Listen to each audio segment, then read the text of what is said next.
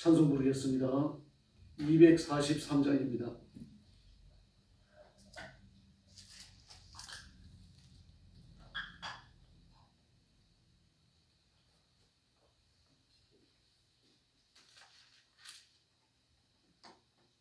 찬송가 243장 부르겠습니다.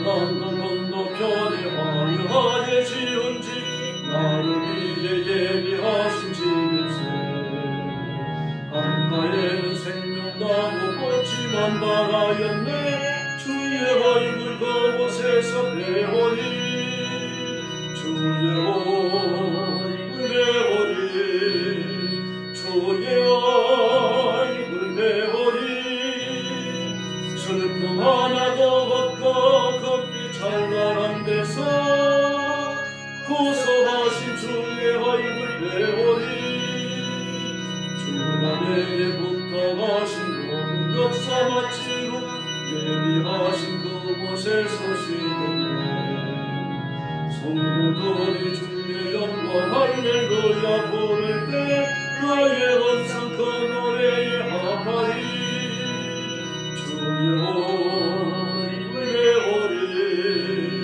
주의 얼굴 배우리 슬픔 하나도 없고 걷기 찬란한 데서 고소하신 주의 얼굴 배우리 먼저 떠나고 모세가 사랑하는 친구들 나를 기다리고 있으리로다 세상 길을 가보니 나도 거기 올라가 저 집에서 우리 함께 살겠네 주의 얼굴 배우리 주의 얼굴 배우리 슬픔 하나도 없고 걷기 찬란한 데서 구속하신 주의 얼굴 배우리 이 세상의 몸을 또한 주의 일을 힘쓰며 주의 구원한 원총 전하고 나의 생명 바치는 날 저번 향해 올라가 주의 얼굴 그곳에서 배우리 주의 얼굴 배우리 주의 얼굴 배우리 슬픔 하나도 없고 걷기 찬란한 데서 고소하신 주의 얼굴 배우리 할렐루야 245장 부르겠습니다. 245장입니다.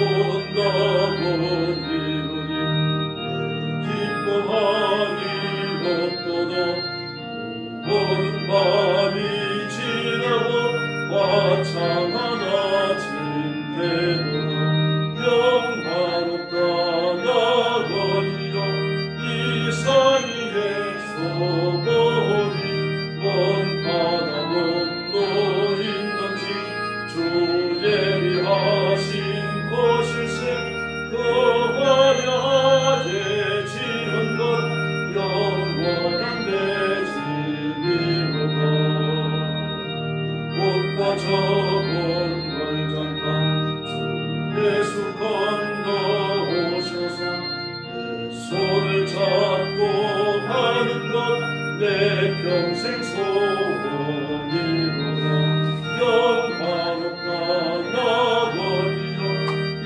사이에 소원이 먼 바다 먼도 있는지 주 예비하신 곳일세 그 화려하게 지은 집 영원한 내 집이로다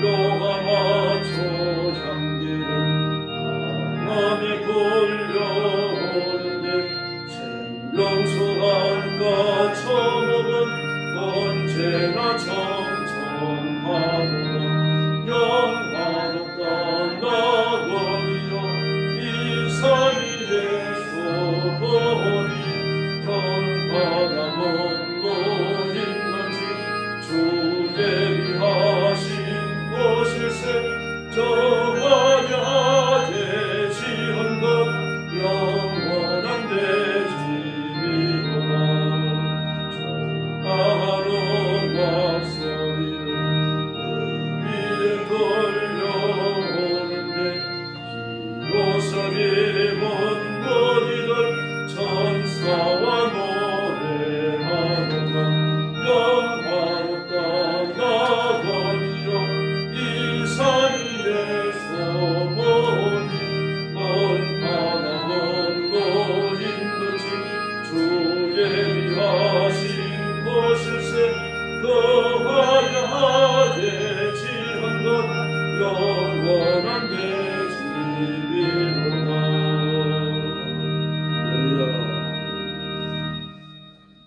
머리 숙여서 신앙 고백하겠습니다. 나는 전능하신 아버지 하나님 천지의 창조주를 믿습니다. 나는 그의 유일하신 아들 우리 주 예수 그리스도를 믿습니다. 그는 성령으로 잉태되어 동정녀 마리아에게서 나시고 본디오 빌라도에게 고난을 받아 십자가에 못 박혀 죽으시고 장사된 지 사흘 만에 죽은 자 가운데서 다시 살아나셨으며 하늘에 오르시어 전능하신 아버지 하나님 우편에 앉아 계시다가 거기로부터 살아있는 자와 죽은 자를 심판하러 오십니다. 나는 성령을 믿으며 거룩한 공교회와 성도의 교제와 죄를 용서받는 것과 몸의 부활과 영생을 믿습니다. 아멘. 자비로우신 아버지 감사합니다.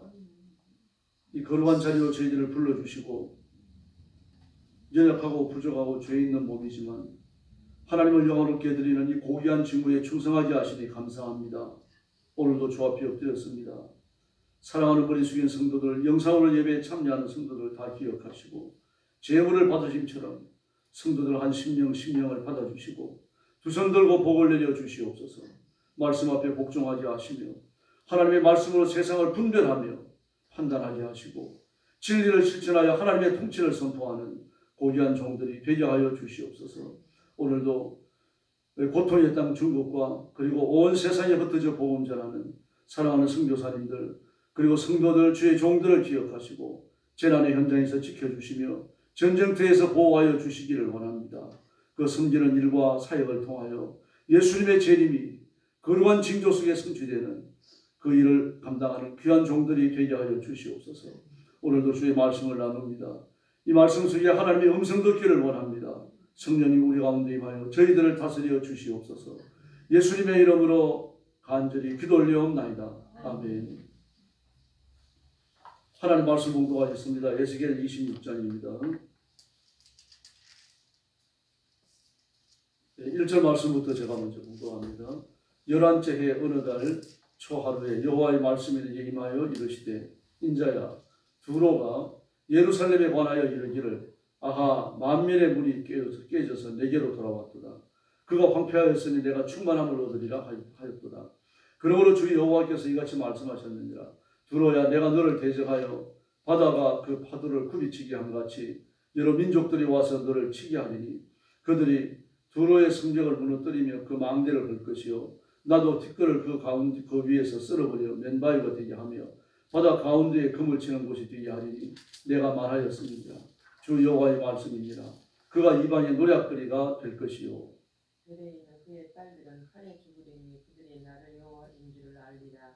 주 여호와께서 이같이 말씀하셨느니라. 내가 왕들 중에 왕 곧 바벨론의 느부갓네살 왕으로 하여금 북쪽에서 말과 병거와 기병과 군대와 백성의 큰 무리를 거느리고 와서 둘로 치게 할 때에 그가 들에 있는 너희 딸들을 칼로 죽이고 너를 치려고 사다리를 세우며 토성을 쌓으며 방패를 갖출 것이며 공성태를 가지고 내 성을 치며 도끼로 망대를 찍을 것이며 말이 많음으로 그 티끌이 너를 가릴 것이며 사람이 무너진 성구멍으로 들어가는 것 같이 그가 내 성문으로 들어갈 때에 그가 기병과 수레와 병거의 소리로 말미암아 내 성곽이 징조할 것이며 그 말급으로 내 모든 거리를 밟을 것이며 칼로 내 백성을 죽일 것이며 내 견고한 석상을 땅에 엎드려 것이며 내 재물을 빼앗을 것이며 내가 무역한 것을 노력할 것이며 내 성을 할 것이며 내가 기뻐하는 집을 무너뜨릴 것이며 또 내 돌들과 내 제목과 내 흙을 다 물 가운데에 던질 것이라.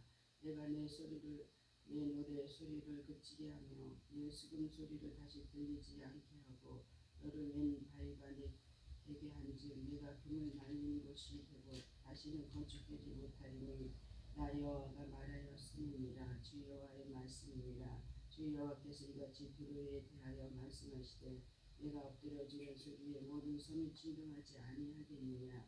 곧 너희 가운데에 상한 자가 부르짖으며 죽임을 당할 때에라.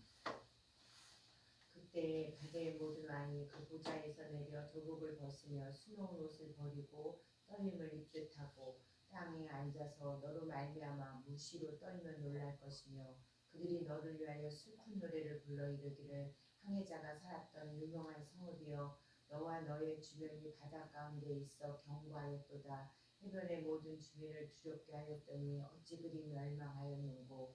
내가 무너지는 그날에 성들이 진동할 것이며 바다 가운데의 섬들이 내 결국을 보고 놀라리로다 하리라. 주 여호와께서 이같이 말씀하셨느니라. 내가 너를 주민이 없는 성읍과 같이 황폐한 성읍이 되게 하고 깊은 바다가 내 위에 오르게 하며 큰 물이 너를 덮게 할 때에 너희가 너를 구덩이에 내려가는 자와 함께 내려가서 외적 사람에게로 나아가게 하고 너를 그 구덩이에 내려간 자와 함께 땅 깊은 곳에 예로부터 황폐한 곳에 살게 하리라.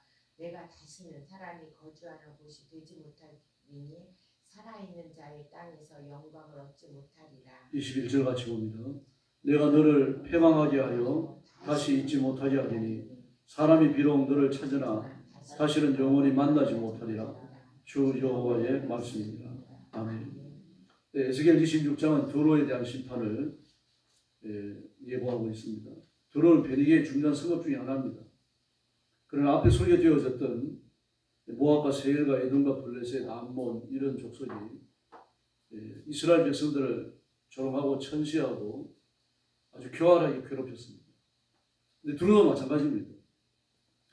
그래서 오늘 본문에 보면 이렇게 이야기를 해요. 두로가 예루살렘에 관하여 이르기를 아하 만민의 문이 깨져서 내게로 돌아왔도다. 그 황폐하였으니 내가 충만함을 얻으리라. 이스라엘이 하나님의 심판을 당하고 전쟁에서 곤욕을 겪고 하나님 앞에 매맞는 것을 기뻐하고 있습니다. 조롱하고 있고요.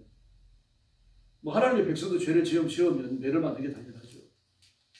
그럼 매맞는 이스라엘 백성들을 조롱하는 건 하나님께 대한 범죄입니다. 하나님의 것이니까요. 하나님의 소유고 하나님의 선택했고 뽑아서 하나님 곁에 뒀는데 그 잘못해서 매를 맞는다고 조롱하는 것은 하나님의 통치에 대한 조롱이 되는 거죠. 마치 11번째 뿔이 나오고 그 뿔에 사람의 눈과 사람의 입이 달려서 큰 말을 한다 그랬죠. 적그리스도입니다.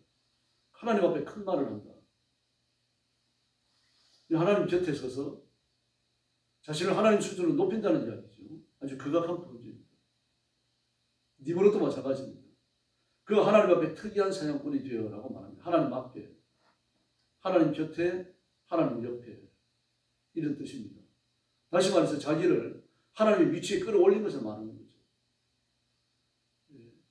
그 니브롯이 살던 당시에는 뭐 짐승들이 창궐하던 데잖아요. 그러니 뭐 나가서 덜 일을 하고 또 짐승도 키우고 그래야 먹고 사는데 이게 쉽지 않으니까요. 그때 니브롯이 나타나가지고 이제 화살한 대로 살아온 짐승들을 죽이고 뭐 도끼를 휘둘러가지고 그런 사람을 또 위기에서 건져내고 뭐 이런 일들이 비일비재하게 일어나니까 전부 다 니브롯을 떠받드는 거죠. 그래서 자기가 신적 존재일 것이라고 착각하는 겁니다. 그래서 온 백성들을 끌어모아가지고 바벨탑을 쌓잖아요. 바벨탑 자체가 하나님의 심판에 대한 저항이죠. 하나님의 심판은 하나님의 통치의 중요한 부분입니다. 그래서 하나님의 통치가 선포된다라고 하는 것은 하나님의 다스림이 시작되고 나는 그 앞에 복종한다는 그런 뜻 아닙니까? 근데 하나님의 통치에 거부하는 거죠. 하나님의 통치에 순종한다고 하면 회개해야 되는 거죠. 죄 안 지려고 애를 써야 되는 것이고 죄 짓지 말자고 서로 권면하고 가르쳐야 되는 거죠.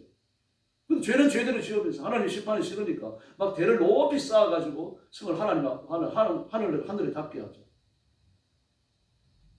이 두로도 마찬가지입니다. 하늘의 문이 깨졌다. 만민의 문이 깨어졌다. 이스라엘 백성들이 하나님의 선택된 백성이고 그 백성들을 통해서 하나님의 구원이 이루어지니까 이스라엘 백성들이 만민의 문이 맞아요. 예수님도 뭐라고 하셨습니까? 나는 양의 문이다. 나로 들어오는 자는 들어오면 꼴을 얻고 나가면 꼴을 얻으리라고 말했죠. 들어가면 나가면 풍성한 생명을 얻는 겁니다. 그냥 생명을 얻는 게 아니라 풍성한 생명, 풍성히 얻는 거죠. 만민의 문이 깨어졌다. 내가 충만함을 얻으리라. 이스라엘이 황폐해졌으니까 이제 내가 충만함을 얻을 것이다. 하나님께 대한 질투심과 정오라고 하는 걸 알 수 있습니다. 하나님이 지켜주시고 하나님이 보호하신다라고 하는 것을 그 당시에 사람들은 다 알고 있습니다. 어떤 나라든지 이스라엘 백성들이 여호와 하나님을 섬긴다는 걸 다 알고 있어요. 가나안 사람들이 바알을 섬긴다는 걸 알고 있는 것처럼. 그런데 그 만민의 문이 깨어졌다. 하나님도 이스라엘 보호하실 수 없다. 그러므로 내가 믿는 신이 강하니까 이제 내가 믿는 신이 나를 더 부강하게 만들어줄 것이다. 오만한 말을 내뱉고 있는 겁니다. 그래서 하나님께서 3절 이하의 말씀을 보니까 두로에 대해 가지고 무서운 심판을 예고하십니다. 두로는 페니키아 지역에서 가장 큰 성읍입니다. 페니키아라고 불러야 되지만 두로라고 불러요. 왜냐하고 하면 두로가 가장 큰 도시국가이기 때문에. 페니키아도 여러 개의 도시국가로 이루어져 있죠. 해안에 위치해 있고 내륙 쪽에서 침략하는 적들을 방어하기 위해서 서구를 이루합니다. 그래서 이 두로 사람들은 상당히 항해 기술이 발달되어 있습니다. 배를 잘 만들고 배를 잘 부리고요. 그리고 지중해를 건너가지고 유럽을 오가고 심지어 남쪽으로 쭉 내려가서 애국과도 무역을 듣고 이런 나라가 두로입니다. 아주 돈이 많았습니다. 그 당시에 유럽과 아프리카를 대상으로 장사를 했으니까 돈이 많을 수밖에 없죠. 아주 장사 기술이 뛰어나고 그랬습니다. 섬에서 농사도 짓고 무역도 하고 이러니까요. 잘 살게 되는 거죠. 그리고 섬 가운데 있으니까 침략하기 힘들어요. 자, 적들의 침략이 적죠. 일종의 난공불락의 요소에 들어가 있는 겁니다. 항해 기술이 발달되어져 가지고 배를 부리니까 무역에 능하고 그러니까 돈이 많죠. 교만할 수밖에 없는 거예요. 열왕기상 16장을 보면요. 이 두로가 이스라엘 백성들의 우상 숭배를 독려하고 격려합니다.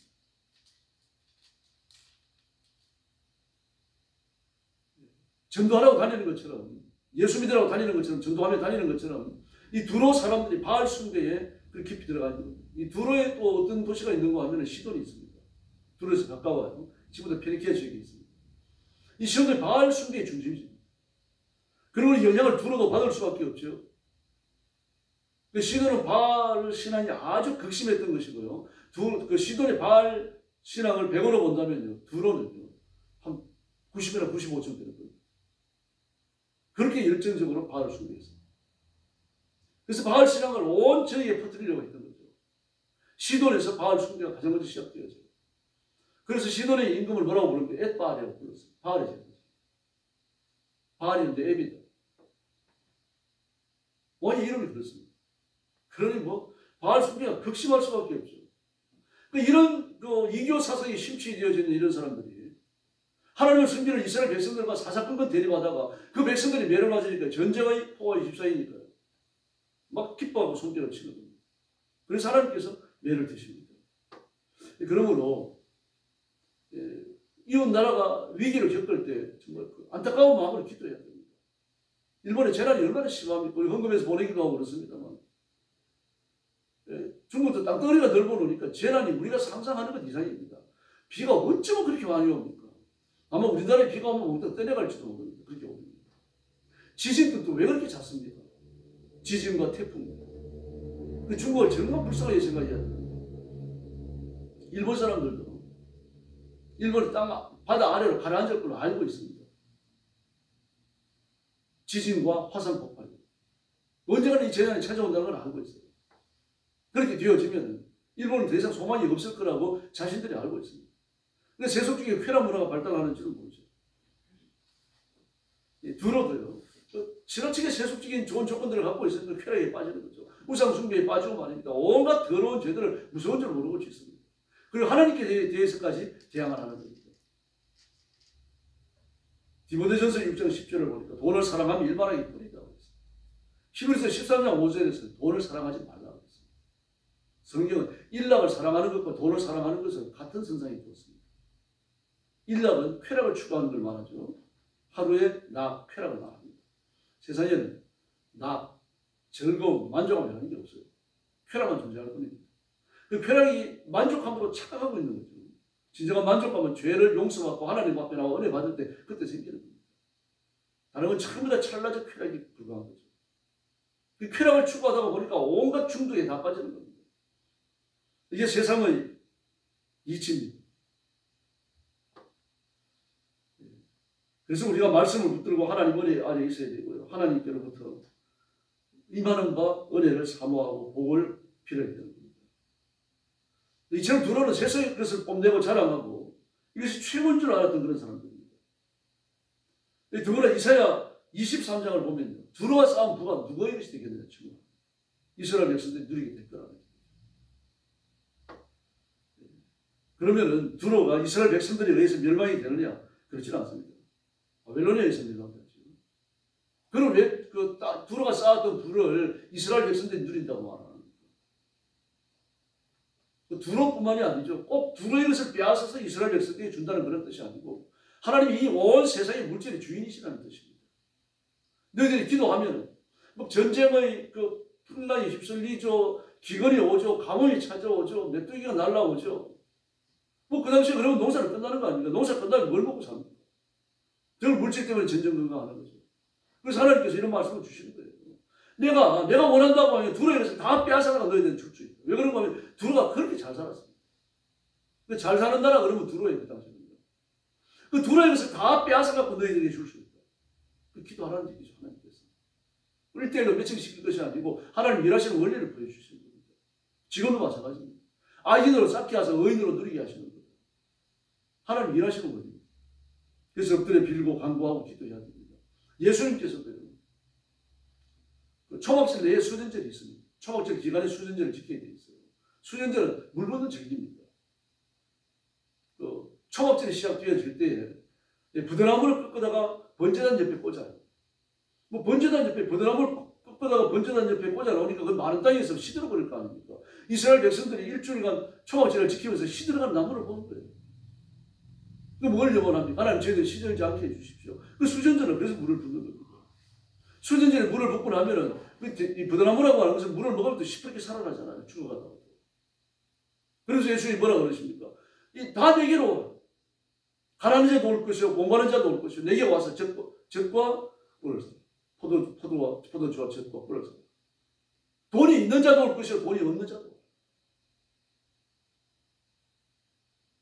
이스라엘 백성들은 오순절에 빵을 바치면 빵이 오고 초막절에 수전절에 물을 부으면 물이 온다고 생각합니다. 다시 말해서 하나님 앞에 건실한 대로 하나님이 갚으신다는 것을 알고 있습니다. 그런 원리가 전리 속에 숨어 있습니다. 다시 말해서 그러므로 우리가 하나님 말씀 앞에 순종하지 않으면 매맞는다라고 하는 것을 그들이 알고 있습니다. 모를 리가 없습니다. 그런 때는 어떻습니까? 앞장서서 죄를 짓잖아요. 우리도 이럴 수 있습니다. 그렇게 선지자들이 외치지만 이 외치는 선지자들이 말씀을 안 따라갑니다. 막 목사가 안타깝게 강단에서 외치지만 목사가 외치는 말을 잘 안 듣습니다. 자기 하고 싶은 걸 다 해버립니다. 그래서 우리는 하나님의 말씀을 받을 때 믿음으로 받아야 합니다. 믿음을 화합지 않았다. 말씀을 받을 때 믿음을 화합지 않았다. 그래서 망하는 거죠. 이게 이스라엘의 역사, 성경의 역사입니다. 그래서 말씀에 굳게 서주시고 진리를 무장하시기를 바랍니다.